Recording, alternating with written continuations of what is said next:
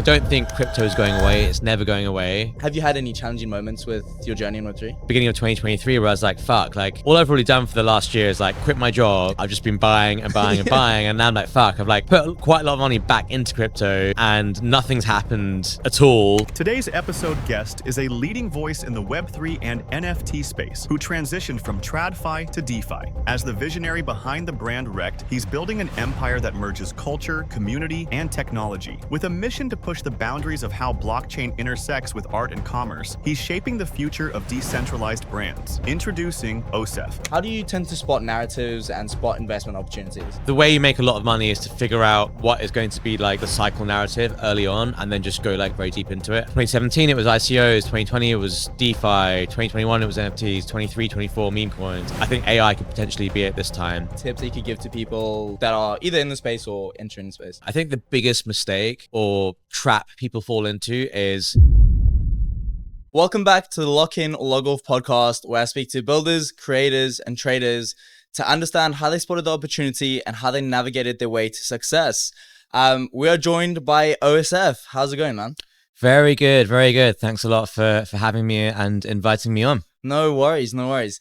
I like to kick things off to give people a little bit of perspective of who people were before they came into the Web3 industry. So you're able to give a bit of a rundown in terms of who OSF was before, entering this wild, wild world. Yeah, absolutely. So I started my career in traditional finance. So I actually worked as a trader for about 10 years at Barclays Capital. I spent some time in London, in NYC. I've known about crypto for a long time. The first time I heard about Bitcoin was 2012, backpacking in Thailand when someone was telling me about Silk Road and trying to sell me some dodgy shit. But yeah, like when you're in the TradFi world, you're just naturally skeptical of things where you can't rationalize the value, I think. And so I was just, crypto skeptic for many, many years. And then Jan 21 is when I first bought Bitcoin, and I've never really looked back since then. Yeah, I mean 2012, I'm sure that's like one of the small regrets of not getting in back there.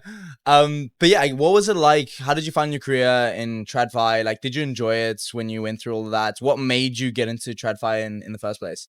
Yeah, I've always been pretty fascinated with trading. Like, I started trading when I was 16, just punting around on like random penny stocks. It's called the Alternative Investment Market in the UK, something called AIM. And I'd be on all these like, this is like the equivalent of CT or FinTwit back then. Like I'd be on these forums and there would be these people like pumping and dumping these like really low market cap penny stocks. And I remember just like buying all the shit people were saying and people were like making up rumors. Like I remember like I bought this company called Prevexis. I actually still own it to today, like almost 20 years on. People like making up rumors it was going to get bought by Coca-Cola, and it went up like 1,000% in one day. So like, I just loved that world, and I knew trading was something that I wanted to do. So, just pretty much since I was like 16 or 17, I just followed a path to become a trader. I went to university, studied maths and economics, like interned at a bank, ended up doing a grad program at a bank and ended up working there. And I loved it. Like I loved my job. It was so nice to be in a position where you're able to like take risk and make markets. And, being on a sell side trading desk, you get to see all the flows. So you get to see like hedge funds, big pension funds, like I have BlackRock calling me up saying, hey, we want to do this, we want to do that. So it's a really cool seat to be in to get a very wide understanding of what's going on markets wise. So I really loved it, to be honest with you. I think towards the end of my career, I kind of got the thing that I guess many people do, where I was just a bit sick of like the corporate world, just didn't enjoy having a boss and wanted to take more risk and do my own thing a little bit, which is, I guess, kind of how I stumbled onto crypto and then ended up leaving. But yeah, I really enjoyed it. It's trading is just something I've always wanted to do, and some good lessons to learn pretty early on. I mean, I got rugged so many times when I was like 16 and 17. So you found CT before CT existed. Yeah, exactly. That's insane. It's crazy that there was even like such a degenerative market before. It's like, it must be like human instinct to like naturally, when in trading markets, kind of form that sort of thing.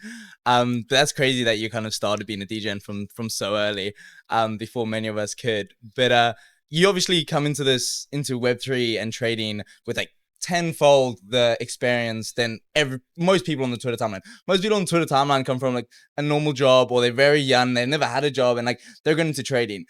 What did you learn? Like, what fundamentals did you learn the most from like your TradFi experience that you've been able to bring into Web3 from like a trading perspective?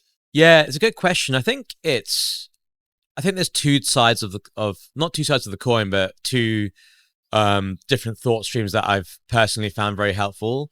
One, I think, is just an understanding of macroeconomics. Like, everyone, I think, gets the game now where you have to be in tune with what's going on with inflation and the Fed and interest rates and all that kind of stuff. And at the beginning, I think there was this opportunity in crypto because people weren't connecting the two things together, and maybe there wasn't that much TradFi involvement in crypto. So having an understanding of like, okay, this was the inflation number, or this was the payrolls number, this is going to be the impact today or tomorrow or next week.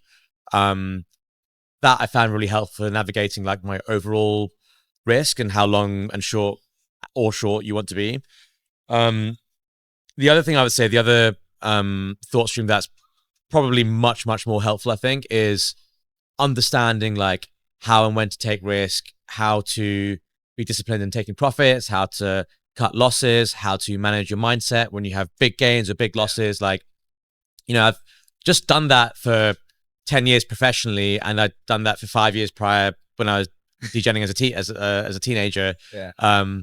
But just understanding like, okay, like this is the mistake I made before where I held on to this for too long and round tripped, or this is I've seen this story before where like everything is down loads and everyone's panicking, but this is the time I should buy, even if it feels horrific. Like just seeing these experiences before and knowing where I've done well and where I've messed up has been insanely, insanely helpful. So, when I started trading crypto, it was just like, I wasn't going through those things for the first time. And, you still learn things and you make mistakes and you learn from them. But I just felt like I don't want to say like had an edge, because I think there are lots of good traders in crypto who don't have TradFi experience, but I definitely felt like I was a fish to water for sure. Yeah, compared to most, I think you definitely did have an edge compared to most traders in many ways. But you mentioned along the like psychology side of things and everything like that. Are there like 5 to 10 like short, simple things that you can like share? Obviously, you mentioned like the emotion side, like the risk side of things, like just basic tips that you could give to people that are either in the space or entering the space. Yeah, 100%. I think the biggest mistake or trap people fall into is getting euphoric when prices are going higher and getting shit scared when prices are going lower. And it's weird because like that's how the human mind works, right? When something starts going higher, you're like, I've got to buy it because it's going to keep going higher. And when something starts going lower, you're like, fuck, I've got to sell it because it keeps going lower. And like in some markets, that kind of works. Like in a bull market, when everything keeps going higher, if you buy something as it goes higher, it probably goes even higher, right? But where I've made the most money is by buying that fear or buying that blood, or like training myself to try and buy at these low prices when it feels like all hope has gone. And it feels horrific doing it. Like, I bought a bunch of AI coins in the last week and it was just like down 30% every single day, to the point where even I'm questioning myself, like, what am I doing here? Because like every day I buy this thing and it's down even more. And I'm lowering my average cost, but I just keep getting like destroyed. But then when it turns, you're able to just build this big position. And when it starts going higher, you're not worried about making the decision of, oh my God, this is up 100%. Could it go higher? Should I buy some here? You're not in that mindset. Your mindset is, wow, I own loads of this thing now because I bought it really low. Now my decision is like, when do I sell? How do I clip out a little bit? So it's really hard to train yourself to be like, buy when everyone is panicking, when the timeline is max FUD, and sell when the timeline is max euphoric. And that's when you start to take chips off. It's very hard to train yourself to get that mindset. And the only way you can really do it is by taking out the emotion and giving yourself levels. Like, let's say Bitcoin, you're going to be like, cool, if the Bitcoin goes to 95K, I'm going to buy some. If it goes to 90, I'm going to buy a bit more. If it goes to 85, I'll buy a bit more. If it goes to 80, I'll buy a bit more. If it goes to 105, I'll sell some. If it goes to 110, I'll sell some. And just stick to those levels. Like the mistake people make is like, oh, it got to 105 and I know I said I'd sell some here, but man, this is going to go higher. So now I'm going to buy more. And then you just, you have to just take the emotion and feeling out of it and just stick to the levels. And that's something that's worked for me pretty well, I think. Yeah, I think I've slowly become like started to do that more. I think one of the biggest challenges with that is understanding where to set the levels. Like obviously it varies depending on if it's an alt or if it's like Bitcoin and such. And I guess, is that something that you really just got to build your judgment on, or is there like tips that you can?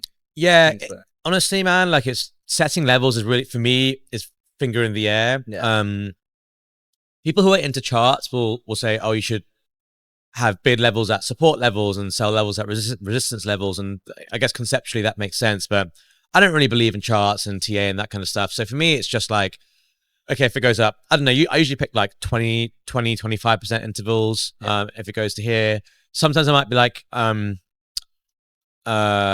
this thing should be at this market cap because of comps or relative value. So then that will be my level basically. So there's no like, for me, there's no science to it. It's a bit more of an art. And I think it's a bit more experiential. Like the more that you've done it, the more you'll kind of get a feeling for like where to set it. But yeah, if you're just starting out doing it, just pick like 10% intervals, 25% intervals. You know, if it's like something that's really, really cheap and that you think could go up 10x or 20x, if you're in the trenches trading meme coins and stuff, then, you know, maybe instead of 20% interval, that's like a 2x, 3x, 4x. But always have some levels in mind. Doesn't really matter what they are, but just have some levels and stick to them, I think. Yeah, I think that's a great point. Going back a little bit to, you mentioned obviously you got a little bit tired of your corporate job.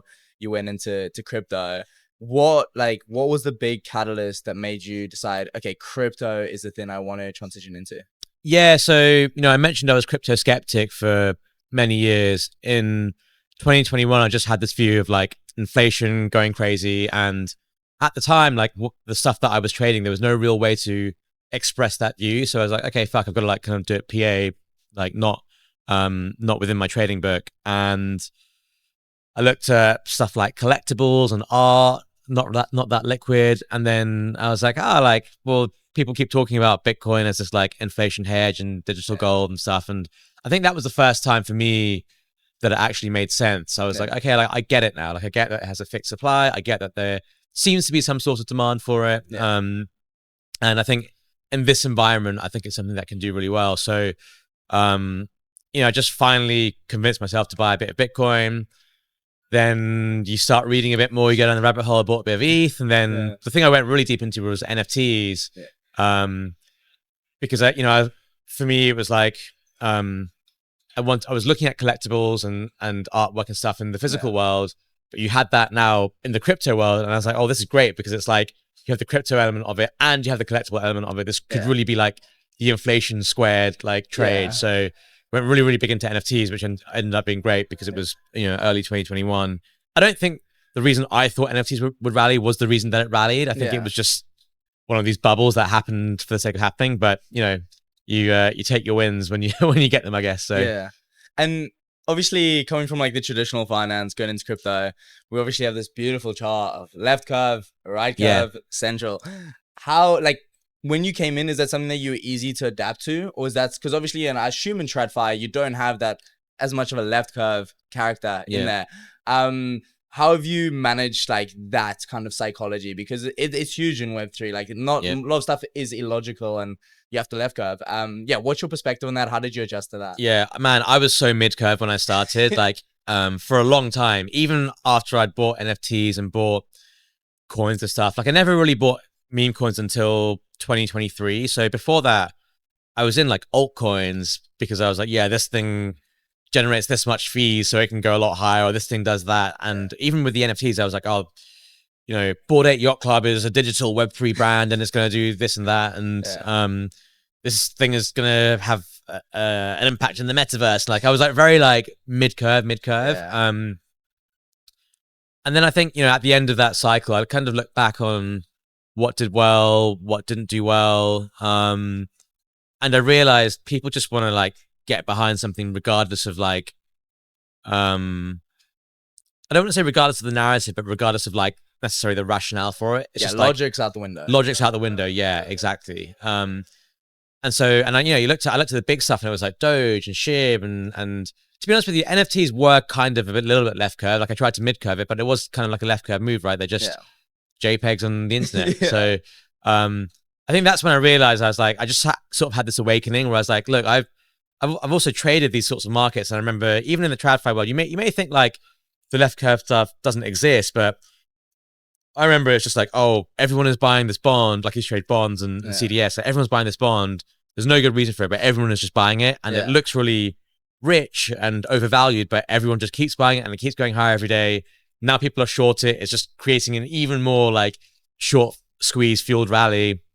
And that's basically a left curve trade. And so I just realized like at the end of the day, the reasons why someone is buying why lots of people are buying something aren't necessarily that important. And you can always come up with the reasons after the fact, but it's more just the fact that they're all buying it means it's going to go higher. Like at the end of the day, more buyers than sellers means something goes higher. So I just stripped out, like, I just went from like being very mid curve to like extremely left curve. And I just didn't do any, like 2023, 2024, didn't do any analysis on coins or anything. Like I had the macro awareness, but outside of that, I was like, okay, funny meme, buy. Like, you know, everyone's buying this. What is it? I don't know, just buy. And that generally kind of worked basically. Yeah. I feel like that, especially with memes, I feel like that it is just cultural movement. So it's like, if you're in the right groups and you see the people rally behind something, it is just like a culture. Like everyone's like a behind it, the little cult behind it.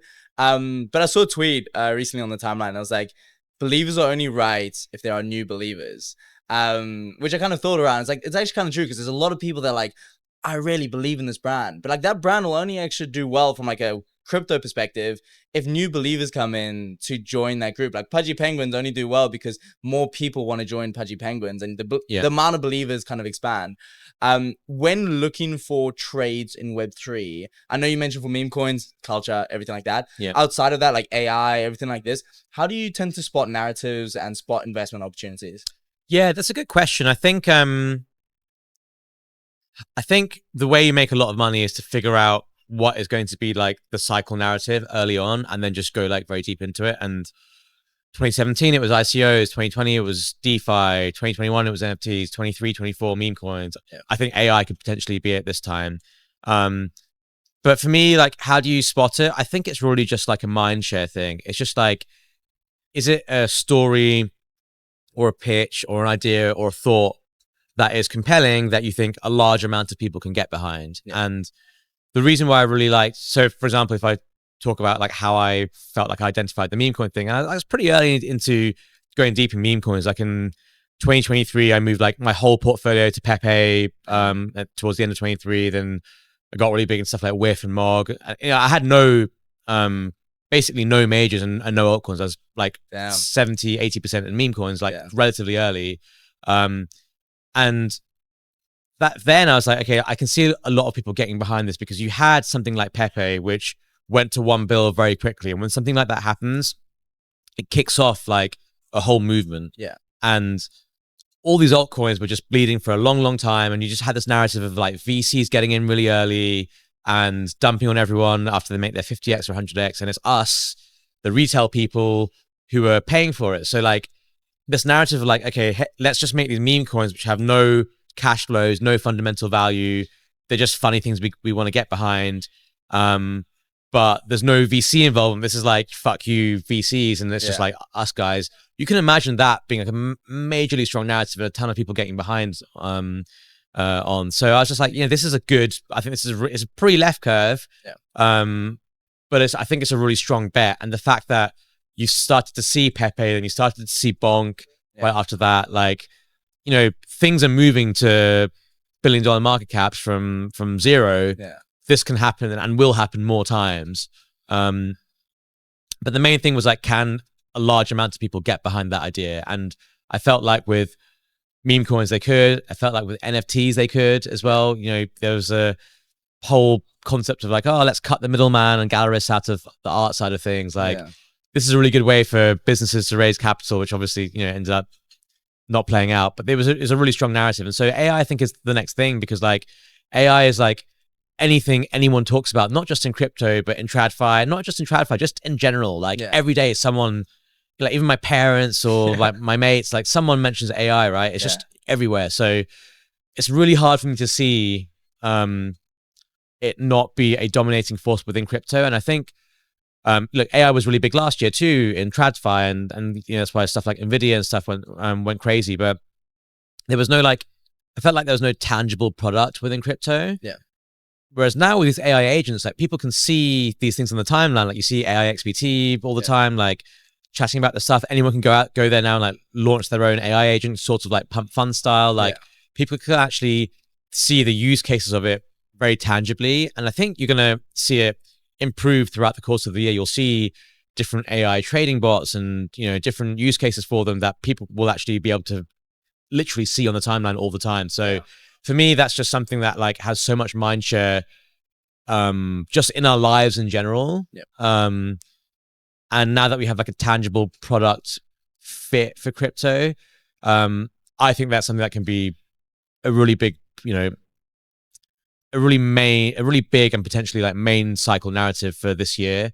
And I think it's early because, you know, the AI agent market cap is what, like 10 bill or something, like it hit 20 bill and dropped back down. Like that's tiny. If you think about the altcoin market, like, and they're talking about making some of this stuff like AI16Z and ARK, like viewing them as potential L1s, right? And so think about the biggest L1s, they trade at hundreds of billions of dollars of market cap. If you think about the smaller L1s, they're all like $2, $3, $4, $5 billion market cap. So to have the entire AI agent space to just be like $10 billion, I think that's something that could very easily 10x.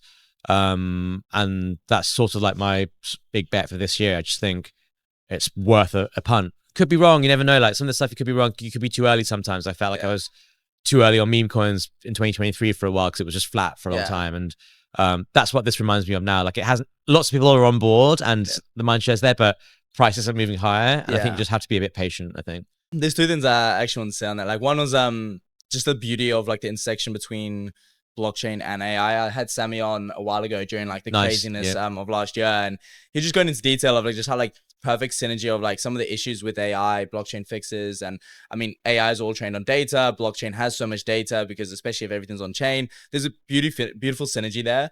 But going to like the AI side of things and like kind of also like where we see I guess, narratives go as such. I always see like, even with the ordinals and when we've seen previous narratives, it kind of like shoots up one little like big like hype, goes down, real builders come in because they see the narrative there. It goes like super flat for a long time. And then we see it actually come to market with good products. And I think we're starting to see that with AI. We see like Wayfinder will be coming out in the future. There's a lot of like really cool trading, DeFi, AI mixture there is really cool. So I think that whole world is really interesting. But on your thing about being patient, I was looking through like old tweets of yours, and like in 2022, you tweeted just around how we all want instant gratification and how you should like basically, sometimes you need to be patient. And I feel like in this case is one of those things like trading in Web3, everyone's looking for the meme coin today, they'll pump 10x and get out instead of looking at the plays that might be buy now and wait 3 months and wait for it to go up. What's your perspective on patient trading over like short-term trading? Yeah, they're just different types of investment horizons really. And I still think like 99% of people would make more money if they just bought Bitcoin and held it and did nothing else. Like you know, like trading is hard. It's not easy. If it was easy and if charts and TA and lines and numbers and horoscopes were all real, we would be able to have trading bots that would you be able to use AI to do it all for us, right? So it's still very subjective and it's not easy. And I think most people would just outperform like picking, 3 to 5 coins that you have conviction on with a large amount of it being Bitcoin and just holding it for a long period of time. But they're also not mutually exclusive. You can do both, and that's what I do, and I hope that's what lots of people do. Like have your core positions that are like, okay, I'm going to hold this for 3 months, 3 years, whatever it is. These are my long-term positions. I'm not really going to like mess around too much with that. And then this is like my DGen portfolio where I'm just like, I'm basically gambling. Like I tell myself I'm basically gambling there. I'm not even tricking myself to say I'm trading. I'm gambling, but I think the odds are pretty good and you can make money doing it. So that's where I punt around and stuff. And then when I make profits, like big profits, I'll shift it to the long-term bag and just keep growing that stack basically. And that's how I think that's how you like always stay in the game and get wealthier over time. Like so many people are like all in, all out. And then when you run your whole stack down from trading your whole entire stack the whole time, suddenly you've got nothing, right? Whereas, for me, like if my DGen stack goes to 0, which it has done many times, by the way, like many, many times, even like 3 or 4 times this year because the markets have been so tough, you still have this like massive long-term bag, which means you're not out of the game picture or you're out of the game. And, it's like playing poker, you've bought in at a table and then you're out, Yeah. but you can buy in again if you want to, and it allows you to keep doing that. So that's generally how I view it. Yeah, my sweet spot for time horizon is usually like, I think like 2 to 3 months. I think that's when I've done the best, when I've like gotten to something like right at the perfect time, and it just like keeps going higher for that time frame. So interesting. Yeah, I think that's super useful insights. But in terms of like trading, you obviously come with a lot of experience. Have you ever had like, in general Web3, you're a founder, and we'll go into everything with Rekt as well, but have you ever gone through like a period in Web3 where you found really challenging and you thought maybe to leave Web3 or just a part in Web3? Because like timeline's super negative at the moment. People have lost a lot of money recently. Like I just feel like people on the timeline can sometimes look at people like in your position and be like, oh, he's always winning and all this stuff like that. Yeah, have you had any challenging moments with your journey in Web3? Yeah, definitely. I mean, I quit my Tradfi job end of 2021, which is like top. And I was like, man, like, and I was like full on like wag me, like believe the whole thing. I was like, yeah, crypto's going to change the world. It's my first cycle. So, I was like, I just drank the Kool-Aid basically. So, then we had this like crazy bear market in 2022, and it was just like blow after blow after blow. It was like 3AC. First, it was like the whole like Fed hiking rates, and like 3AC, just when you thought it was okay, 3AC blowing up, and then just when you thought that was okay, FTX blowing up, and Solana going all the way down to like 6 or 7 or where it was dead. So like there were points where I was always like, I think it's going to come back. Like I'd already understood the concept of like buying the dip and DCing during that time, and I was doing it. But like got some point in the beginning of 2023 where I was like, fuck, like all I've already done for the last year is like quit my job. I sold some in 2021 because I was like, I need some money to live and stuff. But for the last year, I've just been buying and buying and buying. And now I'm like, fuck, I've like put quite a lot of money back into crypto. And nothing's happened at all. Like, and now like Tradfi has started to rally, like stocks starting to go higher and everything. And crypto's just stuck in the mud, like not moving. I was just like, fuck, man, like this is, there may be a chance that I'm wrong, and what am I going to do? Like, I've just like quit my job and I put my money back into it. Like, should I be like, am I wrong? Should I be taking money back out? Like, do I need to have a plan B or a fallback plan? Like, I was pretty like not really sure what to do, and there was nothing going on either. So I was just every day in 2023, I was just like sitting there, like just bored, looking at the portfolio, not moving or going down. Yeah, and I was like, what do I do here? Which is actually how we started to do a lot more on the Rekt side of things, but it was a tough period, and it's a tough period right now. And I think my advice is like, I don't think crypto is going away. It's never going away. The speculation aspect of it will never go away. And where most of the money is made is being patient and having some liquidity to buy those dips and riding it out. Because even if nothing's going on, even if you don't have the money to buy, just logging in every day is really important, because when it is time to ramp things up, you will know what to buy, right? Like I felt like end of 23, beginning of 24, I was like, right, I know exactly what's going to go up a lot. I'm going to put my money into it and buy it. Whereas in 21, when I was new to it, I was like, man, I'm really bullish, but I don't really know what to buy. There's so many NFTs, there's so many different altcoins, like what, and there's not really that great information online. So I wasn't really sure. Whereas, in that time, if you spend a year doing nothing but just reading CT every single day, you'll have a really good feel for it and a good sense for it. So it's really important, I think, to stay involved even through the darkest of times, because it's not as easy said and done to be like, cool, I'm going to leave and come back when it's a bull market. Because when you come back, you're going to be behind the curve and you won't know what to buy. Whereas if you're there the whole time, you're going to, number one, be early, and number two, you'll be in the right stuff, basically. I think there's so much value in just being a participant in the space. Like you get random airdrops randomly, especially depending on like where you're at, especially if you're younger getting into the industry. I think, being a participant will end up coming to fruition for many opportunities from a trading perspective, from a networking perspective, everything like that. So during the bear market, that's all I've pretty much done is just network and do like focus on that very much, and obviously DCA and stuff like that, but there was nothing else to really do. But going on to Rekt, what is the ethos of the brand itself for those that don't know? So Rekt was a free mint.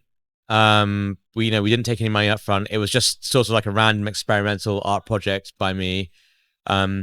I've just been really fascinated with like the whole rekt culture within crypto. Like it's so degenerate compared to the TradFi stuff. And it's just mental, like people just piling into like pre-sales and scams, but they're doing it knowing it's a scam, but just on that one hope you can like get out before it goes down. Get out before it goes down. Yeah, it's just so degenerate. It's crazy, and everyone's just like taking risks. And when people get wrecked, I always feel like it's a bit annoying, but everyone kind of like celebrates it a little bit. Like people laugh about it.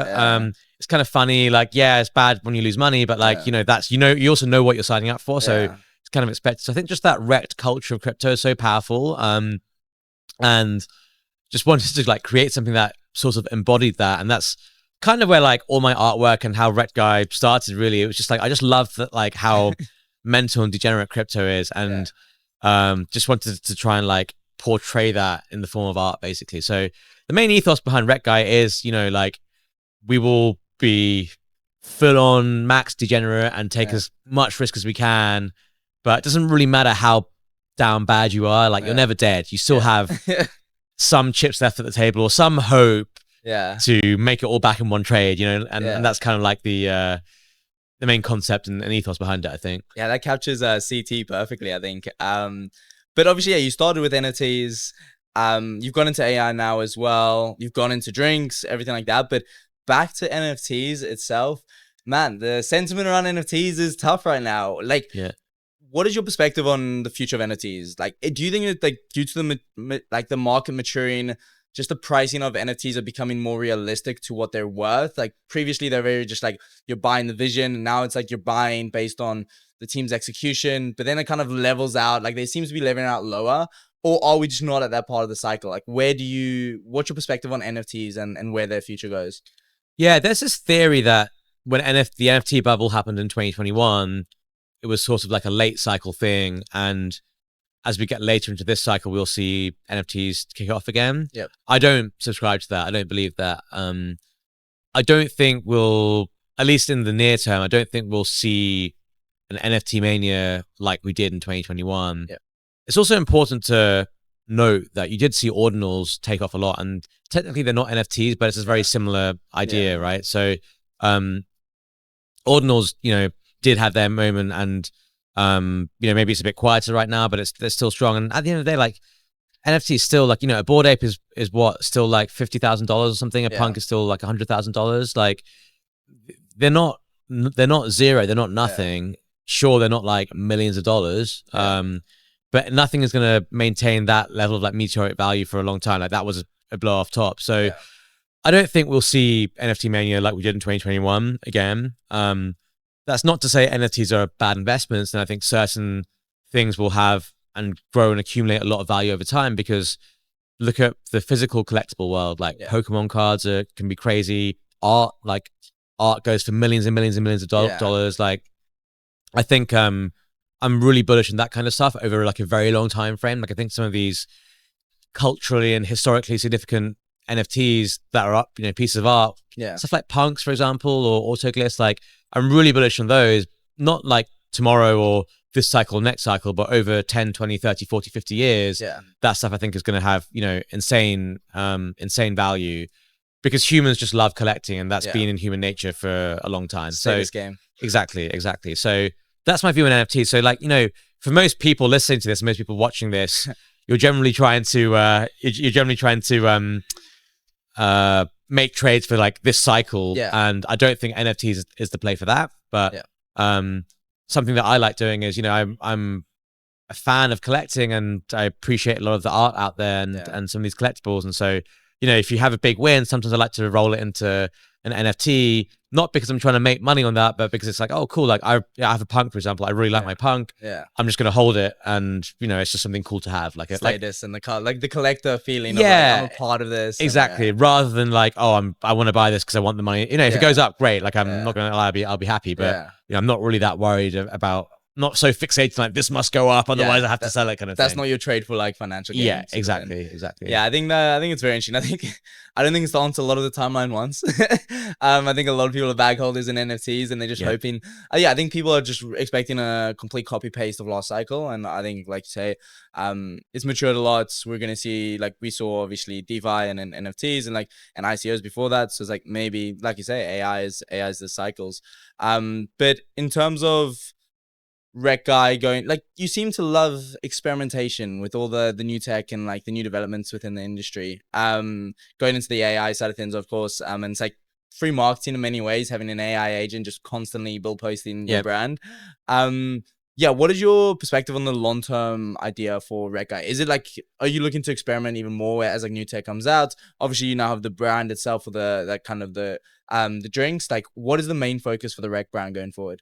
Yeah, so like the Rekt ecosystem is pretty big right now. Like we have the Rekt guy NFTs, we have Rekt Brands as a company, we have Rekt drinks now, we have the Rekt guy AI agent and all the art stuff that also all flows into it now. So for me, Rekt is just like, Rekt guy started off as just like a community really that was online. And we just developed and built like a very sticky community. People stuck around for a lot. Yeah. We always had like quite fun banter and good vibes, but when people stick around and follow you and support you for that long, there's an opportunity there to make it something much bigger. And as I said, like people identify with this like Rekt culture and brand so much within crypto. We just wanted to make it like a big Web3 brand, and what that means is like the product can really be anything. Like, it doesn't have to necessarily be drinks, doesn't have to be AI. It can really be anything. And as narratives shift and change and adapt, we want to be involved in it just so we have a presence, right? So, I think that can sometimes be misconstrued, or the criticism there could be like, oh, you guys should focus on one thing and do really well at it. But, like I'm not a drinks person. Like I'm not a drinks company, right? Yeah. Like, or I'm not an AI expert. I'm not I guess I'm kind of an artist, but I'm not like, a trained artist and something I've done for my whole life. So, but what I do think I'm good at, and what I do think we have done, is built a good community and having a good presence within the space of crypto. So for me, I feel like this is like our big community, and we've always rewarded our community. Like we had the free Rekt guy mint, we gifted equity in Rekt Brands to everyone. Rekt coin was an airdrop for everyone. So we've always like rewarded our community. So my idea is like, okay, we will have like these different things that we're playing in and getting involved in, and narratives that I'm probably like trading in or investing in like separately to what we're doing. Just like how, I bought a bunch of AI coins, and it's like, cool, like I'm doing that, and if I'm right, I'll make money on my AI coins. Yeah. But if I do something within Rekt also in that space, and we, gift it to our community, or we get our community involved in it, and if I'm right there as well, then my community makes a lot of money as well, right? So that's generally the idea. So I think, I'm not, it's a bit like, oh, is it going to end up being a drinks company? It's going to end up being this. And I think like, it doesn't necessarily have to be one thing. It can be like, this is like the Rekt ecosystem, the Rekt community. Everyone who's part of it kind of knows how things go. And I think we just need to mainly focus on getting as many people into the community as possible and marketing the brand as much as possible. And that's really why we have the drinks. Like the drinks is a marketing exercise to the brand. Like we sold out 222,000 drinks in our first drop. Yeah.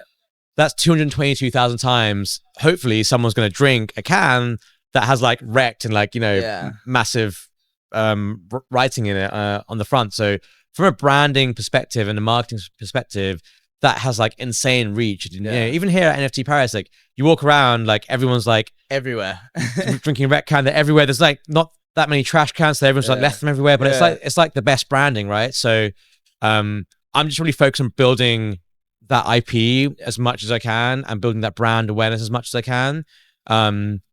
By spending as little dollars as possible. I think there's so many organic ways you can do it. And if we can achieve that, I think everything else falls into place. The bigger the brand is, the more people want to buy drinks, the more supermarkets will want to place them. The bigger the brand is, the higher the value of the token will be. Yeah, exactly. More people want to be a part of it. So that's really my main focus for it, I think. And so, like AI, I'm really bullish on AI, and I've taken a gamble there personally from investing in it. and I'm taking a punt there from the Rekt side of things. And, you know, it's worked for us. As you said, like it's having an AI agent bull posting the whole time. Like we were top 5 market mind share on Kaito and Cookie.fun for a while. It's like, this is really good for us as a brand. Like it's just, people are like seeing this all the time, right? So complement that with the drinks at all the events and like kind of all like multiple touch points for the brand itself. Exactly. Did you ever think you'd be a founder when you came into the space? Not really, to be honest with you. Like I've never really had, I think this sounds surprising to people, but I've never really had an ambition to be an entrepreneur or a founder or a CEO of a company. Like I've generally liked sort of just doing my own thing and like just trading basically. I haven't minded working with and for people. So I've never really never saw myself in this position. I still don't really know if I'm like good at it or if this is like my calling or whatever. I'm not really sure, you know? So I'm just kind of like discovering it for myself as things go. But this whole thing, like the whole Rekt stuff really started from just random experiments, just kind of like fucking around and finding out sort of thing. And each time it seems to have gone really well to the point where it's like, okay, this is actually a big opportunity. So now I have to work on it really hard. Like the whole drink thing, I was like, I have no idea. One day we were like, let's just make some drinks. And then we just fucking made them. And they were like, oh, what if you could buy drinks and then claim the token? Like, you know, like I had no like idea if it would work or not. It was really just like an experiment. And then when we did it, it worked really well. And then I was like, okay, I'm like, fuck, now I have to like kind of been thrown into it. You like succeeding to your own detriment. Exactly. That's how shit. I can't just walk away from this. We actually have to try and do it really well because it is a big opportunity. And if we nail it, we can make it something really big. And that's just how all of this stuff has evolved. So, you know, like I think sometimes our community maybe will say things like, we need to be a bit more focused on one thing. And you need to, you know, have some more concentration and lock in a bit more, have a bit more focus. But I think, you know, and then maybe I'm a bit too like all over the place, but you know, I think for me, like that's just, it's not how I necessarily am as a person, but that's just what has been working. And I think if you're in the space, my view when I left Bark is like, I'm going to do something that I enjoy. If I don't enjoy it, I'm not going to do it. And that's just it. Right. So for Rekt, like it's sort of like my baby, it's my project. And I'm just going to do like, basically just going to do what I want to do. And if it works, it works. If it doesn't, it doesn't. And I'm not forcing anyone to buy it. I'm not forcing anyone to stay in the community. I appreciate anyone who's spent money to be a part of it. And I will obviously try my best to deliver. But, you know, at the end of the day, it is sort of like my show. And I'm going to do it my way. And either it works or it doesn't. And you can speak with your capital, basically. So yeah, I think it's been like, considering you went into it with such just like experimental like focus and no kind of like going out, we're doing this, we're going to be the next big thing. Like, you have achieved more than most other NFT brands. Like you now have revenue that sits outside of just selling a digital asset, which I think for me is like, there's a handful of like NFT brands specifically that have been able to do that. And I think it's pivotal. Like I think those that can't right now and haven't executed and found their way yet, I think are going to really struggle because like digital assets are like we've seen it in the market now, like even with some of these token launches for the IP brands, like they're not aging the best in many ways, and just token launches in themselves aren't a way for revenue in many ways, unless you're an artist. That's a total different topic. But like from these IP brands and like NFT brands, everything like that, how important do you think now that you have managed to execute on the drink side of things, has it opened a new door for like longevity of the brand? Obviously, caveat that you're able to scale it and so forth, but like how important do you see that? Yeah, it's really important. Like, you know, you mentioned having revenue sources outside of crypto.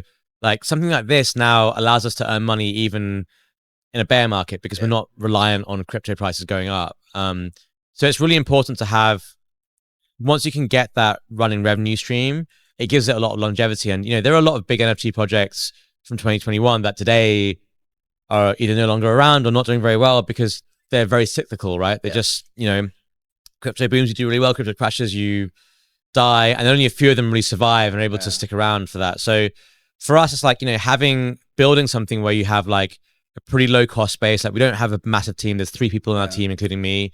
So having like a relatively low cost base and generating revenue sources that are a bit more stable, as opposed to like cyclical, allows us to have like a forever presence basically. And that's the thing. It's like, you know, like we raised some capital this year and I've invested in lots of companies, and you know, when you invest, you ask them what's the runway, and people are like, oh, our runway is 6 months or 1 year, and you think, well, fuck, like after 1 year, what's going to happen? Like they've either made it or they haven't, or they're going to need more money. So for us, like we have just a massive runway because we're not reliant on revenues, or we don't have like great big costs. And so the whole thing is constructed and built so we can just be around for a very long time. And I think a lot of our brand building and brand awareness are things that don't necessarily cost money. They're just things that take up our time. You know, like the AI stuff, for example, like we didn't hire an AI dev to do it. Like I just did it all myself. And that's like a big cost saving.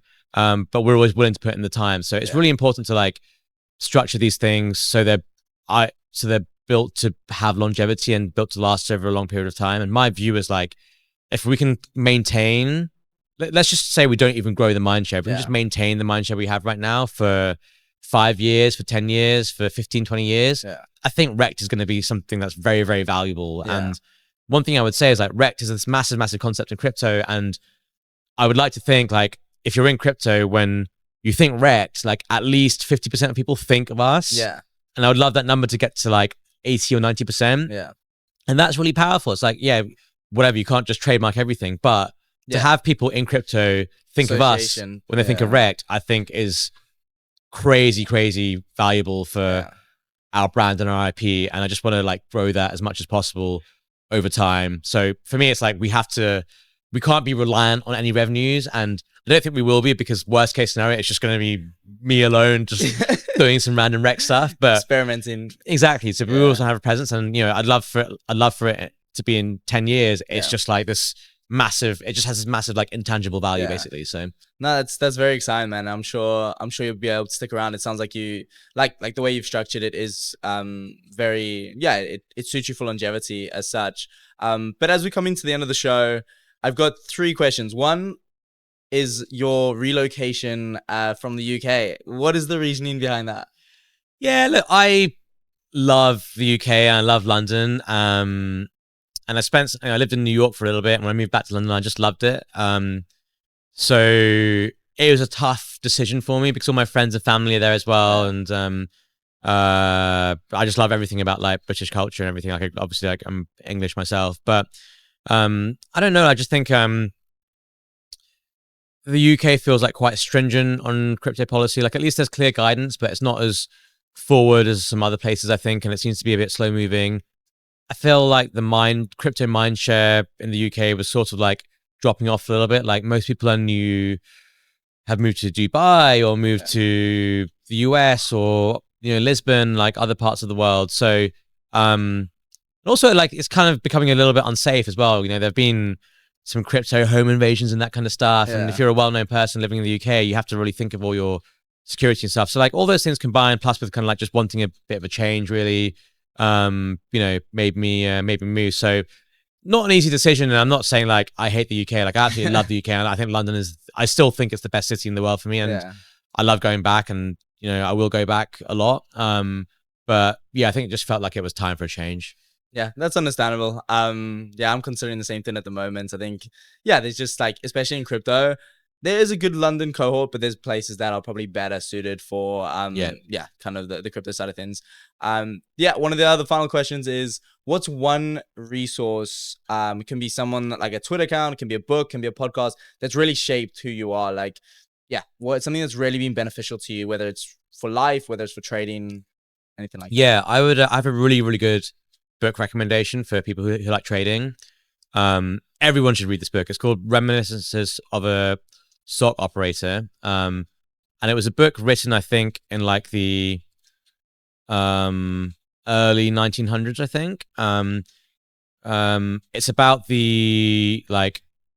this trader basically, who starts out as a bucket shop trader. So he goes to like all these like different bucket shops in the US, which is where you like go to like gamble on stocks basically. And he just makes loads of money, and he gets banned from all of them, and then he just basically grows his like portfolio and starts like punting around all this stuff to the point where he's moving markets, and then he blows up a couple of times. Like he like loses it all, makes it all back, loses it all, and it's actually a sad story. He ended up it's a real story, it's a true story, and he ended up committing suicide after he lost it all like the second or third time.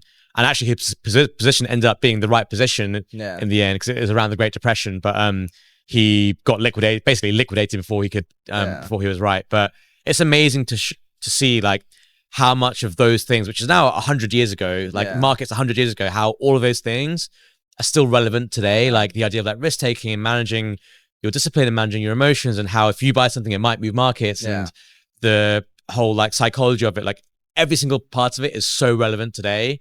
And so I think it's really good to like learn how markets work. I think it's good. That's a good book to understand that, but also it's just amazing to read it and be like, oh man, like I get that. Like I see that all the time in crypto. Yeah. I can't believe this was going on in fucking commodities in the 1920s, right? Yeah. Like that's so funny, because even like when you said like you were trading like basically in the degen world of Tradfi before, exactly, it's like, it basically just keeps replicating itself in different financial markets. That's it goes incredible. To show you like this stuff is the same thing over and over again. It's been going on for centuries. Like look at the tulip bubble of like whatever it was, like the 1800s. Like it's the same thing over and over again, just in a different format. Just in a different format. Yeah, amazing. And then final one is just one piece of advice for people on CT. Go like for the rest of this cycle. I think be patient. Like I would say, I'd reiterate, stick around. Even if you don't have capital to buy dips, stick around, because it's worth it. You have to make generational wealth, as what everyone is trying to do. There's like two routes to it, like take a lot of risk and gamble and hopefully it pays off, or it's work really hard. And working really hard doesn't necessarily have to mean gamble every day. It just means stay in the loop, stay informed, and you will develop a sense of like when to go big on something. And I think we've had a large part of the cycle already, but I think the best is yet to come. Hopefully. But yeah, thank you very much for coming on. I'm very excited to see what you do with Rekt Guy, and also just your training journey, your self-brand journey, everything that you're working on. It's been a pleasure to kind of watch your growth within the industry. A huge inspiration to me. And yeah, thank you very much for coming on. Awesome. Thanks a lot for having me. Bye-bye.